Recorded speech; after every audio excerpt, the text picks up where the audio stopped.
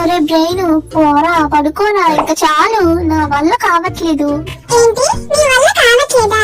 మనం ఇప్పుడు యంగ్గా ఉన్నాం, ఏం కాదు, నువ్వు యాక్ట్ చేయకుండా నోరు మూసుకొనుండు. యంగ్గా ఉండటం అంటే ఇలా హెల్త్ పాడు చేసుకోమని కాదురా ఎదవా. ఇప్పుడు కాదు, ఆర్గన్స్ అన్ని నా నర్వ్స్ కి కనెక్ట్ అయితే అప్పుడు వచ్చే పెయిన్ కి తెలుస్తుంది నేనెంత పవర్ఫుల్ అని.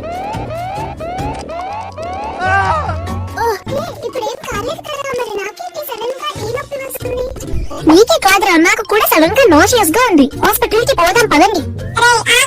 మీకు ఆ హార్ట్గాడి లాగా చాదాస్తం ఎక్కువైపోయింది. ఇప్పుడు హాస్పిటల్ కి ఎందుకు? పెయిన్ కిల్లర్స్ వేసుకొని పడుకోండి. ఓరిని, ఈ బ్లడ్ క్లాట్ వెజల్ ని కంప్లీట్ గా బ్లాక్ చేసేసింది. ఇంక నేనేం చేయలేను. డాక్టర్, వీడికి పన్ను నొప్పి ఇంకా నోషియా అంతే, మరి సడన్ గా హార్ట్ అటాక్ ఎలా వచ్చింది? మీరు అనుకున్నట్టు అవి నార్మల్ పెయిన్స్ కాదు, హార్ట్ నుండి వచ్చిన డిస్ట్రెస్ సిగ్నల్స్. అవి నర్వ్ రిఫ్లెక్సెస్ ద్వారా ట్రాన్స్మిట్ అయినాయి, బయటికి ఇలా పెయిన్ అండ్ నోషియా రూపంలో చూపించాయి. ఇవి హార్ట్ అటాక్ వచ్చే ముందు చూపించే ఎర్లీ సైన్స్. ఈ సైన్స్ వల్ల ట్రీట్మెంట్ డిలే అవ్వకుండా వెంటనే అలర్ట్ అవ్వచ్చు. కానీ మీరు ఈ సైన్స్ ని సీరియస్ గా తీసుకోలేదు అండ్ తనకి క్రిటికల్ ట్రీట్మెంట్ అందకపోవటం వల్ల ఇలా హార్ట్ అటాక్ వచ్చింది.